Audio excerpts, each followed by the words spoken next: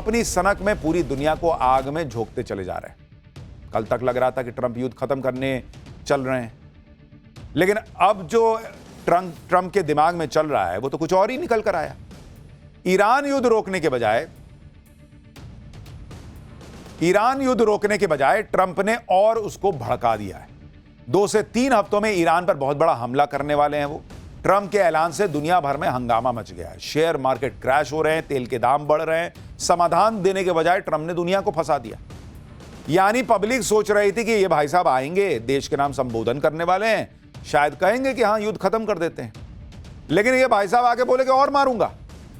अरे मारोगे तो बाद में, पहले जो मार खा रहे हो उसका तो हिसाब बताओ। ट्रंप को लग रहा है कि कोई समझाने वाला ही नहीं है, और ना ट्रंप खुद समझ पा रहे हैं। पूरी दुनिया की जान हलक में फंसी हुई कि यह युद्ध कब खत्म होगा, और ट्रंप धमकी दे रहे हैं कि ईरान को पाषाण युग में पहुंचा देंगे, पत्थर के युग में।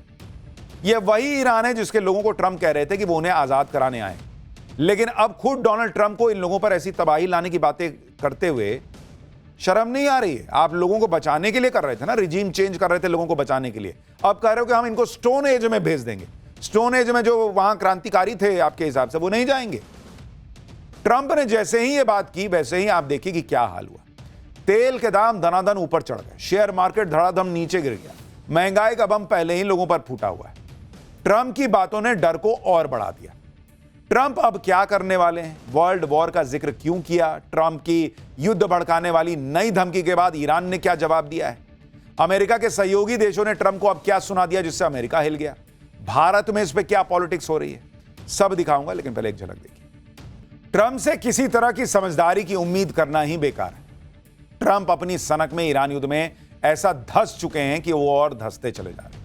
दुनिया सोच रही थी कि ट्रंप जब अमेरिका में देश के नाम संबोधन करेंगे तो कुछ तो अच्छा बोलेंगे, शायद युद्ध रोक देने की बातें करेंगे, लेकिन ट्रंप का दिमाग फिर घूम गया। मैंने कहा ना, उनका तार छूटता है जुड़ता है। वो फिर ऐसी उल्टी बातें करने लगे जिससे ईरान युद्ध अब और लंबा खिंच जाएगा। जो थोड़ी बहुत उम्मीद जगी थी कि यह युद्ध शायद 1-2 हफ्ते में खत्म हो जाए, उस उम्मीद को ट्रंप ने 19 मिनट की अपनी स्पीच में मिट्टी में मिला दिया। जो युद्ध ट्रंप ने अपनी सनक में शुरू किया था, उस युद्ध को ट्रंप पूरी ताकत से सही ठहराने की कोशिश करते रहे। ट्रंप ने कहा कि ईरान के खिलाफ युद्ध का मकसद पूरा होने के बेहद करीब है। ईरान युद्ध आने वाली पीढ़ियों के लिए एक सही निवेश है। अमेरिका अब पहले से ज्यादा ताकतवर और समृद्ध है। ट्रंप ने कहा कि ईरान पर अगले 3 हफ्तों पर बड़ा हमला होगा। गजब नहीं है बॉस, सब मकसद पूरा ही हो गया तो 2-3 हफ्ता क्या लूडो खेल रहे हो कि 6 आएगा तभी घर से बाहर निकल पाएंगे, नहीं तो बैठे रहेंगे। निकलो बाहर, खत्म करो युद्ध। लेकिन ट्रंप को पता है कि भाई ईरान के ना तो हथियार खत्म हुए, ना उनका जज्बा खत्म हुआ, वो तो मार रहा है, ना निकलने दे रहा है, ना स्ट्रेट ऑफ हॉर्मुज खोल रहा है। वहां पब्लिक अमेरिका में भड़की हुई है, इस मुंह से वो कैसे बाहर जाएंगे, इंपीचमेंट हो जाएगा। तो कह रहे नहीं अभी और मारूंगा। पता नहीं इस आदमी के दिमाग में क्या ही चल रहा है। सुनिए ट्रंप को कैसे ईरान को स्टोन एज में पहुंचा देने की बातें कर रहे हैं। आप सोचिए बॉस, आज युद्ध के महीने भर के बाद, दुनिया भर में तेल और गैस की किल्लत खड़ी करने के बाद, यह आदमी पलट गया, कह रहा रिजीम चेंज तो हमारा कभी मकसद ही नहीं था। कैसा झूठा आदमी है यार, रिजीम चेंज मकसद नहीं था। भर दुनिया को बोलते रहे कि वहां लोगों पे अत्याचार हो रहा, हम रिजीम चेंज करने जा रहे हैं। 2500 बार बोला होगा यह आदमी, आज कह रहा कि रिजीम चेंज हमारा मकसद नहीं था। कह रहा स्टोन एज में पहुंचा देंगे ईरान को। अरे स्टोन एज छोड़ो, लोग स्टोन उठा के अपना माथा फोड़ लेंगे तुम्हारी बातें सुन।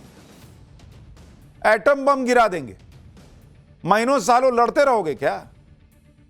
ट्रंप ने आज इसको भी जस्टिफाई कर दिया कि अभी तो युद्ध को ज्यादा दिन हुए ही नहीं है। ट्रंप ने कहा कि पहला विश्व युद्ध 1 साल 7 महीने 5 दिन चला था। ये भाई साहब अब ये गिना रहे हैं कि दूसरे युद्ध कितने लंबे चले। दूसरा विश्व युद्ध 3 साल 8 महीने 25 दिन चला था।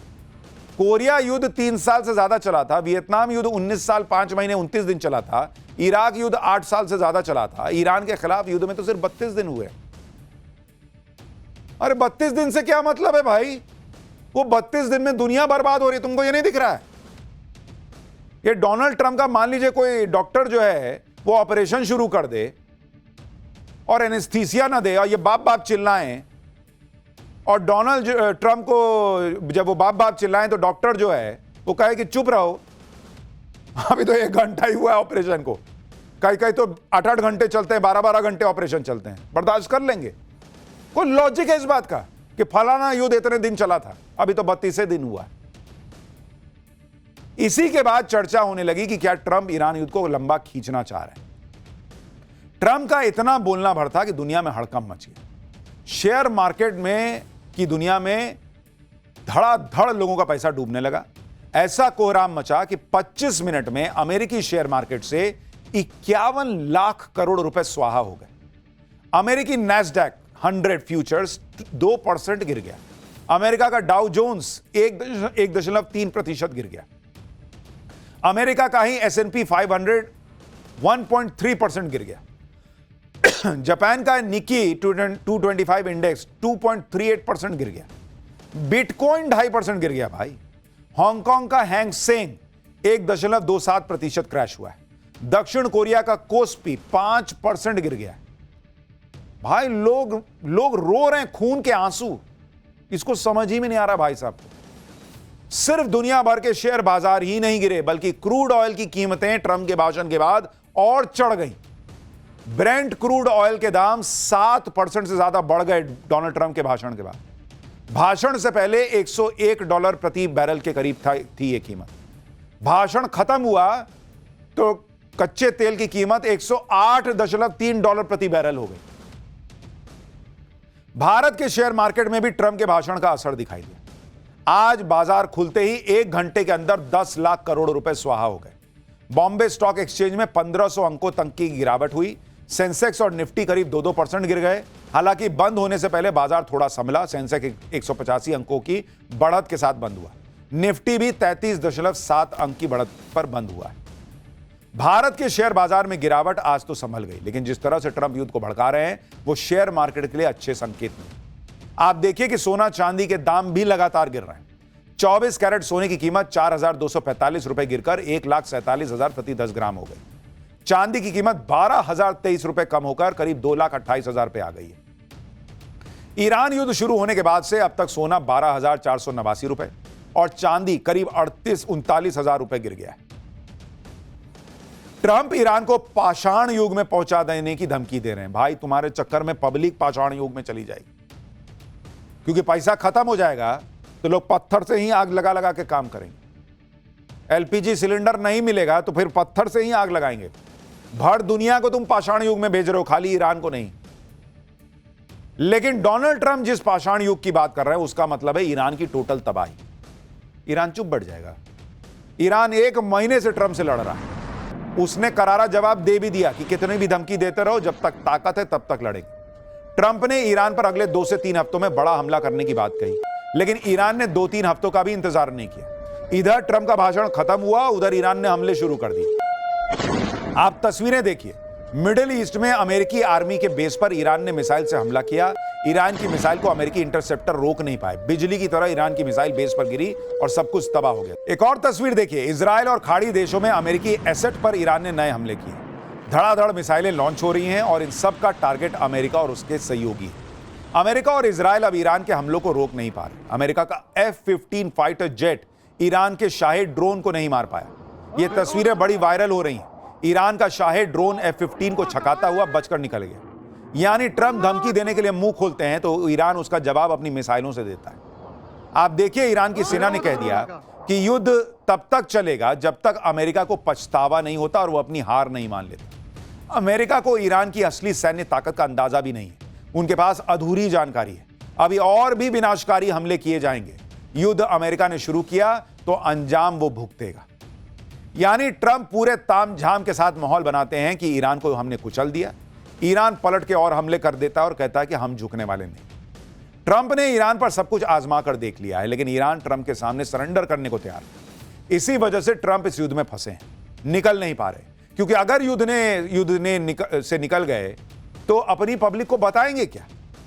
ट्रंप इंतजार कर रहे हैं कि ईरान खुद समझौते की बात करे। ईरान पर लगातार हमले और धमकी इसी वजह से दिए जा रहे हैं। ईरान के यूरेनियम को हासिल करने की कोशिश कर रहे हैं ट्रंप ईरान युद्ध से विजेता के टैग के साथ निकलना चाहते हैं। देखिए, चाहे इराक हो या फिर अफगानिस्तान या फिर वियतनाम युद्ध, सब जगह से अमेरिका बिना किसी अचीवमेंट के भाग गया। ट्रंप नहीं चाहते कि उनके ऊपर भी यह धब्बा लगे, इसलिए वो ऑपरेशन एपिक फ्यूरी को नहीं रोक पा रहे। ट्रंप ने युद्ध रोकने पर तो कुछ नहीं कहा, बल्कि युद्ध भड़काने का ऐलान कर दिया। इतना ही नहीं, ट्रंप ने अमेरिका के सहयोगी देशों का मजाक भी उड़ाया। आप देखिए कि फ्रांस के राष्ट्रपति मैक्रो पर ट्रंप ने क्या कहा और मैक्रो ने क्या पलटवार किया। ट्रंप ने कहा कि उन्होंने मैक्रो से मदद मांगी थी। मैक्रो की पत्नी उनसे बहुत बुरा बर्ताव करती है। मैक्रो अभी भी जबड़े पर पत्नी के मुक्के से लगी चोट से उबर रहा है। यह एक राष्ट्र के अध्यक्ष की भाषा है कि दूसरे देश के राष्ट्रपति का मजाक उड़ा रहे हो कि उसकी बीवी ने मुक्का मार दिया था। इस पर मैक्रो ने कहा कि ट्रंप बहुत बोलते हैं, उनकी बातें ना तो शालीन है ना ही वो उच्च स्तर की हैं। ट्रंप के तौर तरीके भी अच्छे नहीं। अब आपको समझ में आ रहा है कि जो बीच में डोनाल्ड ट्रंप कुछ भी बोलते थे, इतने जेट गिर गए, उतने जेट गिर गए, ये हो गया वो हो गया, और इधर से नरेंद्र मोदी क्यों जवाब नहीं देते थे। इस आदमी के मुंह लगे कौन? इस आदमी के मुंह लगना मतलब आप जो है ना वो कीचड़ में घुस रहे हैं। ऐसी तो बातचीत होती है भाई इस आदमी की, डोनाल्ड ट्रंप। मैक्रो ने यह भी कहा कि ट्रंप को रोज बोलने से बचना चाहिए, क्योंकि वो कल जो कहते हैं आज उससे पलट जाते हैं। आप खुद सोचिए कि ट्रंप ने जियोपॉलिटिक्स का स्तर कितना गिरा दिया है। कभी पर्सनल चैट पब्लिक कर देते हैं, कभी किसी राष्ट्रपति की पत्नी पर कमेंट कर देते हैं। ट्रंप को शायद दूसरों को नीचा दिखाने में मजा आता है। ट्रंप खुद कह चुके हैं कि उनको लूजर्स के साथ बैठना पसंद है, क्योंकि सक्सेसफुल लोगों की सक्सेस स्टोरी उनको बोर करती है, और इसीलिए ट्रंप अपने बराबर के देशों के लीडर्स को नीचा दिखाते रहते हैं, चाहे वो फ्रांस हो या फिर ब्रिटेन हो या फिर कनाडा ही क्यों ना हो। लेकिन इस चक्कर में ट्रंप अपने सहयोगियों को खोते जा रहे हैं। ट्रंप को नया झटका ऑस्ट्रिया ने दिया है। ऑस्ट्रिया ने अपने एयर स्पेस से अमेरिकी सैन्य विमानों को उड़ाने की इजाजत नहीं दी। अमेरिका ने इसके लिए ऑस्ट्रिया से रिक्वेस्ट की थी, जिसे ऑस्ट्रिया ने स्वीकार ही नहीं किया। इससे पहले ब्रिटेन, स्पेन, इटली जैसे देश भी ट्रंप को झटका दे चुके हैं और ईरान युद्ध से दूरी बना चुके हैं। लेकिन मुझे लगता है कि अमेरिका के बाकी नेताओं को सोचना चाहिए, भाई ये आदमी तो अब इसके बाद राष्ट्रपति बनने से रहा, इनका सेकंड कार्यकाल है, इनको पता है मुझे तो नहीं झेलना। लेकिन ये जो रायता फैला रहे हैं उससे अमेरिका को आने वाले वक्त में बहुत दिक्कत होगी।